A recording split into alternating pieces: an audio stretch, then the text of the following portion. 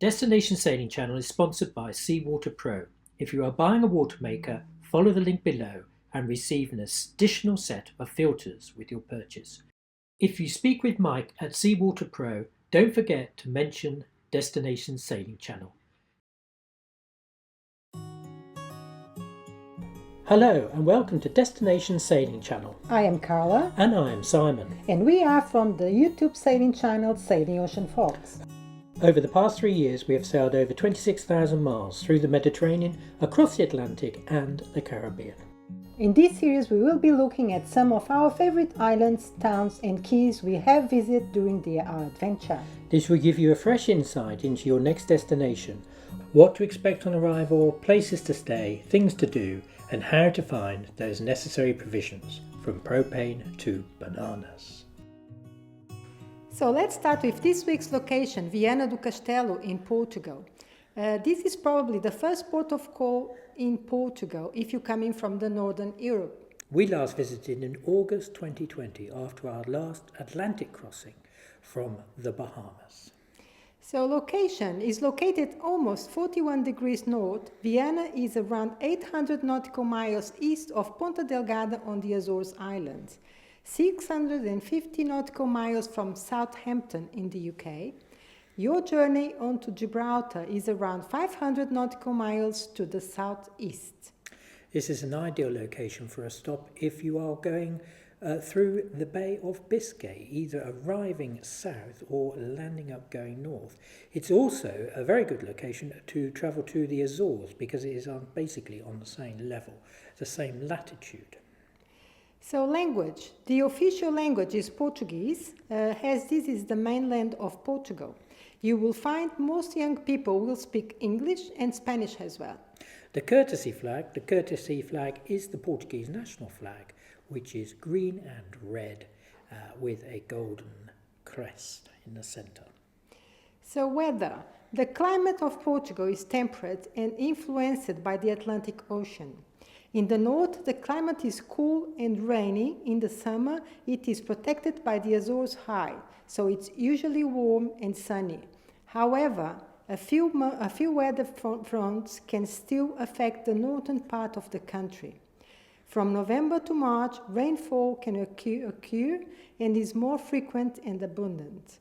Therefore, the landscape in the north is definitely very green. It is quite chilly really in the winter, isn't it, and wet? Yes, very, very wet at the north, absolutely. Carla's hometown is Viana do Castelo. Yes, it is. So a few interesting facts. A Portuguese explorer was the first to complete a full journey around the Earth. Ferdinand Magellan is said to have led the first expedition to circulate the globe, and hence the Magellan Strait, down in the bottom there of Patagonia. Mm-hmm.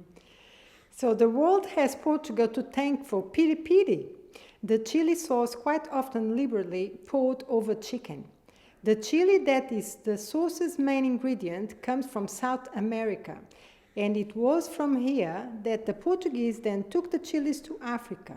In Africa they mixed with garlic and lemon, resulting on this famous sauce. Portugal is the oldest country in Europe. In 1139, Portugal appointed King Afonso as the nation's king. Lisbon is said to be 4 centuries older than Rome due to its excellent trading location. The Phoenicians settled in Lisbon around 1200 BC.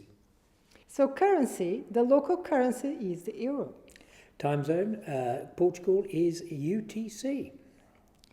So cities. Porto is the main city close by, around 50 miles south of Viana.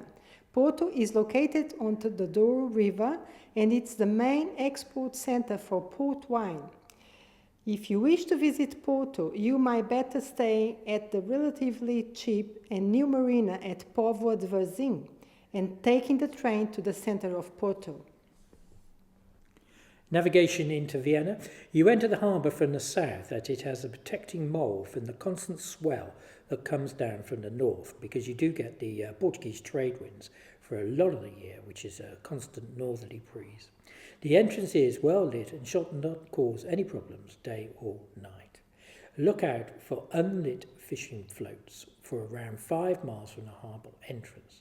This is a bit of a blight all the way down this coast of Portugal.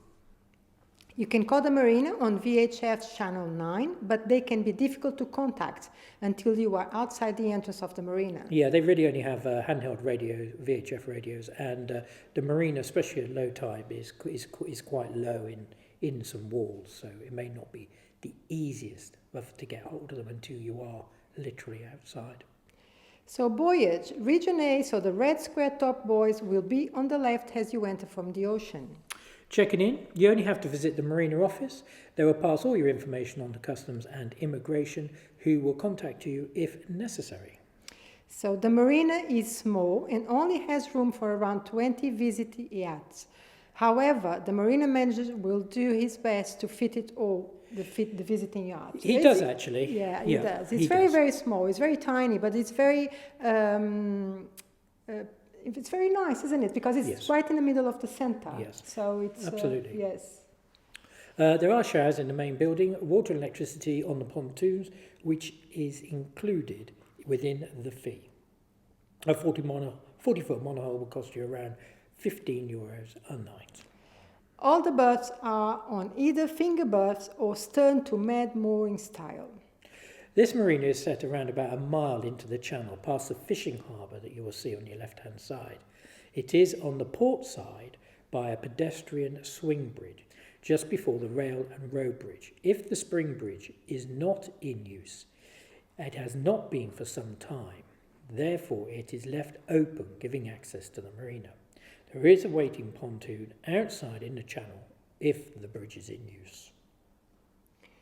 If the marina is full, you could try and get a berth in the fishing harbour overnight.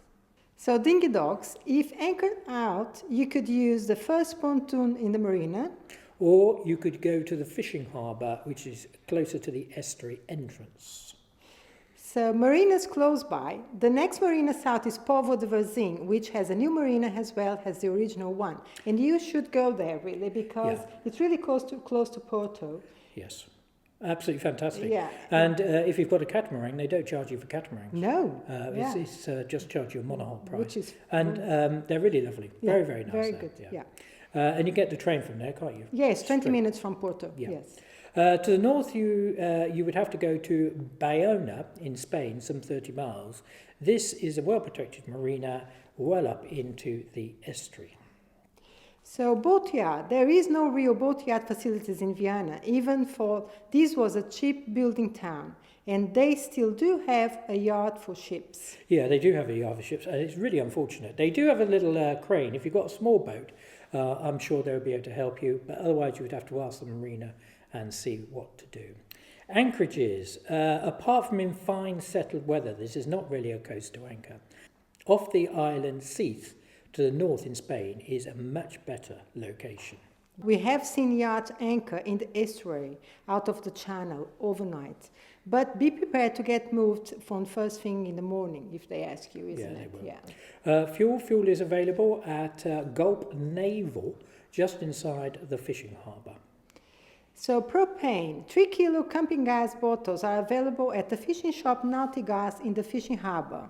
They will also supply Rubis gas in bottles, but you will need a contract. Banks, there are numerous ATM machines and banks in town.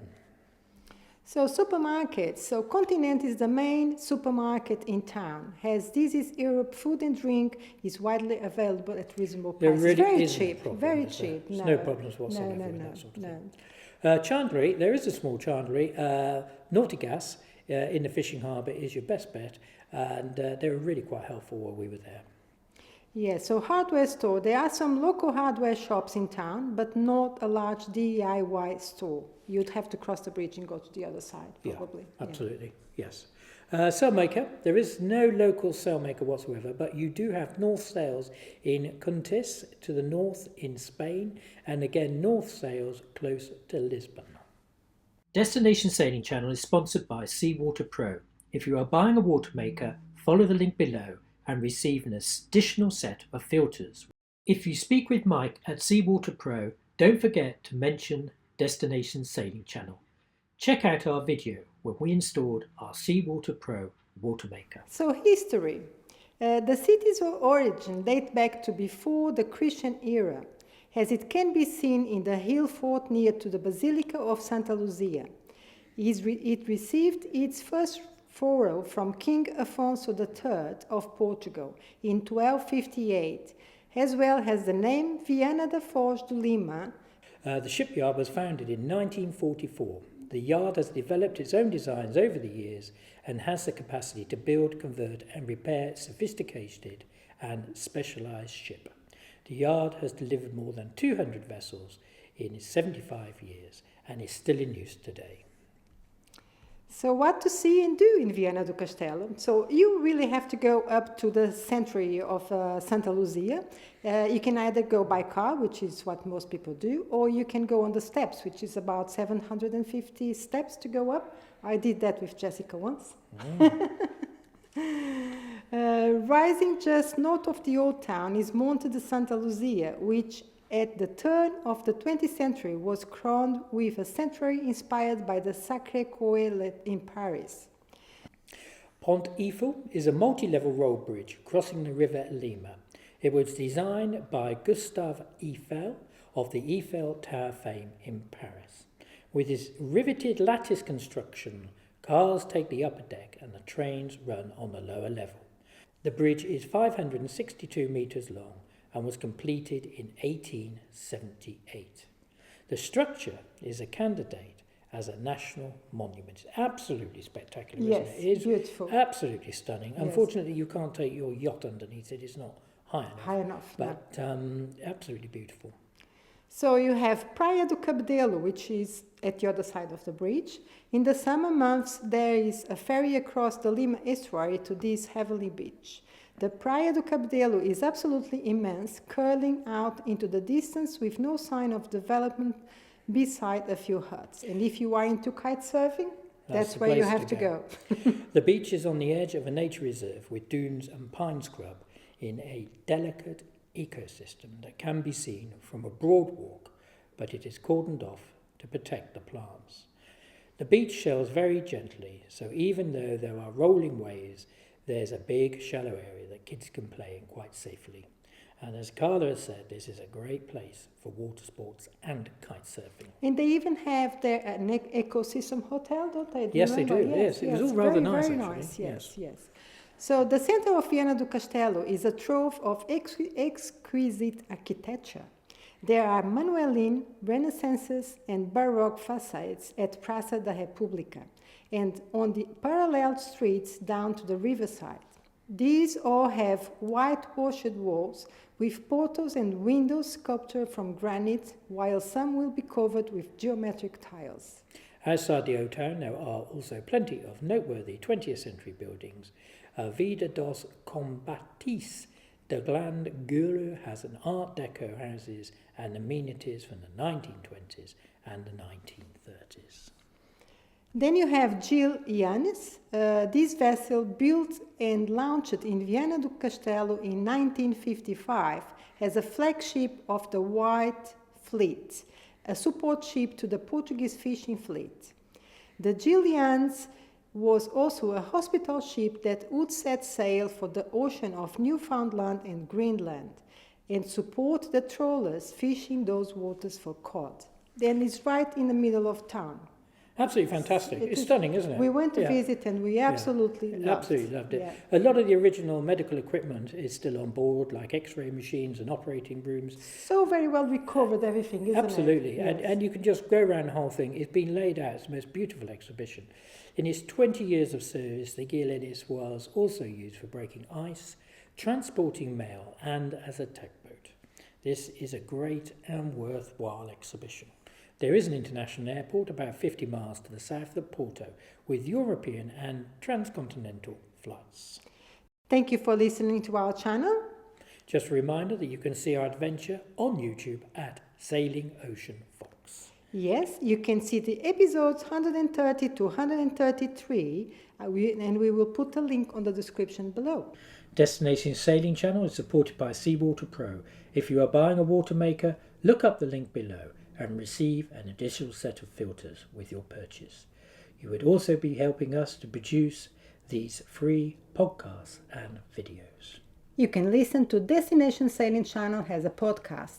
Just search for the channel on your preferred podcast platform. This is Simon and Carla from Sailing Ocean Fox on YouTube, Facebook, Instagram, Twitter, and all the major podcast platforms. Until next week, fair winds wherever you are sailing.